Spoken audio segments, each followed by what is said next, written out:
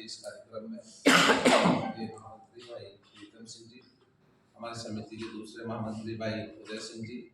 और सतपाल सिंह जी,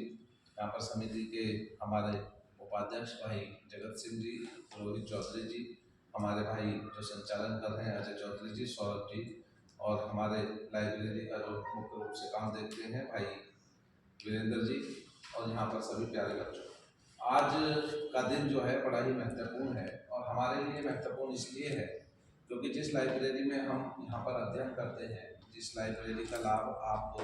सभी जो ऊर्जावान हमारे छात्र हैं जो कल देश का भविष्य बनेंगे, जिनके नाम से ये लाइब्रेरी है, उन्होंने संविधान को बनाने में सबसे अग्रणी भूमिका निभाई। आज बाबा साहब डॉक्टर भीमराव अम्बेडकर ने स्वतंत्र भारत का संविधान जो है देश को समर्पित। जब हमारा देश आज़ाद नहीं हुआ था तो हमारे देश में संविधान की कोई प्रणाली नहीं थी। हमारे देश के अंदर ब्रिटिश हुकूमत का राज था,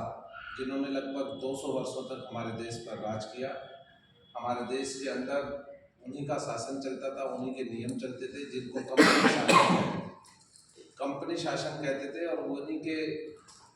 जो नियम थे वो हमारे देश में लागू थे। हमारे देश के जो भी नागरिक थे उनको कोई अधिकार प्राप्त नहीं थे। जो भी कंपनी सरकार ने नियम बनाए हुए थे उन्हीं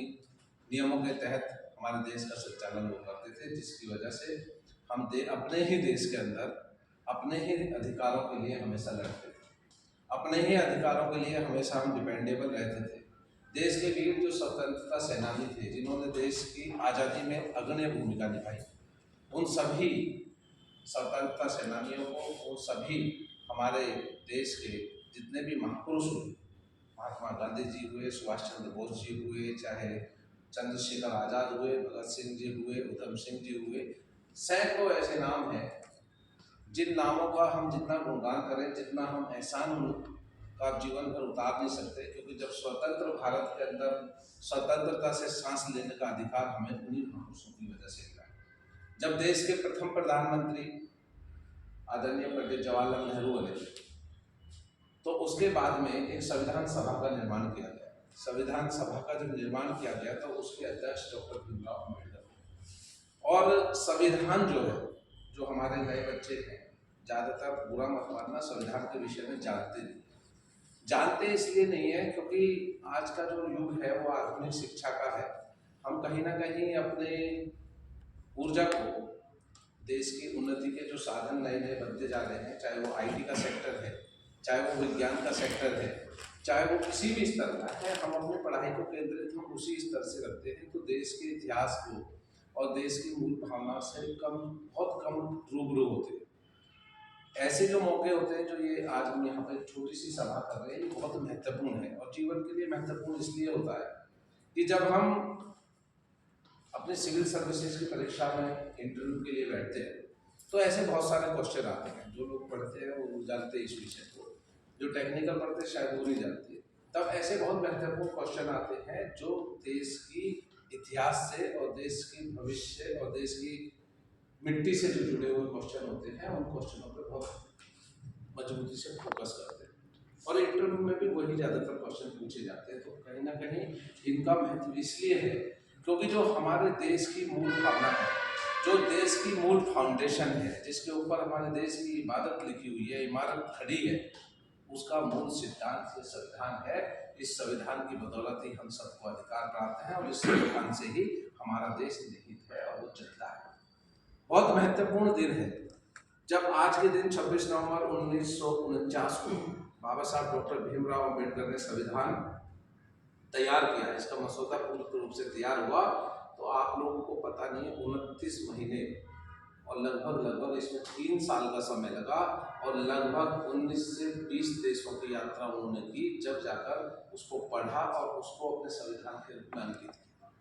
सर्वश्रेष्ठ संविधान हमारे देश का क्यों है, उसके ऊपर भी मैं प्रकाश आपको वीडियो इसलिए डालूंगा कि सर्वश्रेष्ठ इसलिए है कि आप आज देखिए, सब लोग गूगल जानते हैं, सब लोग पढ़े लिखे हैं, कि आज पूरे विश्व के अंदर जो है ना वर्चस्व की लड़ाई है। वर्चस्व की मतलब जो ताकतवर है वो कमजोर को दबाने की कोशिश करता है, जो बलशाली है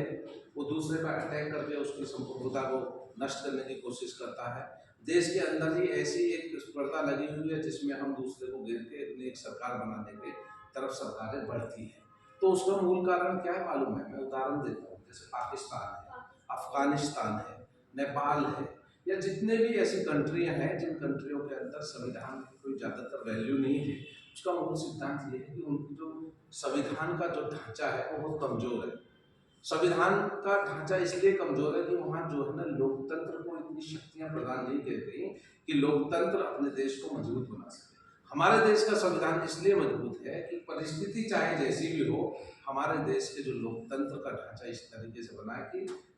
डिसीजन मेकर हमेशा जनता होगी। दूसरे देशों के अंदर क्या है कि वहाँ की जो एजेंसियां हैं वो डिसीजन मेकर है। जैसे पाकिस्तान में हम जाएंगे तो वहाँ ISI है, चीन के अंदर जाएंगे तो वहाँ पे दूसरी चीज़ें हैं, और भी जो निकटवर्ती हमारे दोस्त और ज़्यादातर इस्लामिक कंट्रियाँ जितनी हैं, तो इस्लामिक कंट्रियों के अंदर क्या है कि वहाँ पर तख्ता पलट की ज़्यादा संभावना होती है, तो वहाँ संविधान ज़्यादा कारगर सिद्ध नहीं होता। जब बाबा साहब ने संविधान की रचना करी तो सबसे पहले संविधान को जानने के लिए संविधान होता क्या है, क्योंकि संविधान एक देश की आत्मा है। हम कह सकते हैं कि अगर हम खड़े हैं तो हमारे अंदर जो सांस है वो संविधान है। वो इसलिए है क्योंकि हमारे जितने भी नियम लागू होंगे वो नियम संविधान के अंतर्गत और उसी के मार्फत लागू होंगे। पहला, जैसे अभी हाल फिलहाल में मैं दिखाता हूँ क्योंकि आप सब लोग पढ़ते हैं गूगल में, जैसे अभी महिलाओं का आरक्षण का एक विषय है, महिलाओं का आरक्षण का विषय है, तो अब ये जो कानून बन गया तो अब ये संविधान के अंदर अंकित हो जाएगा। और जब इसकी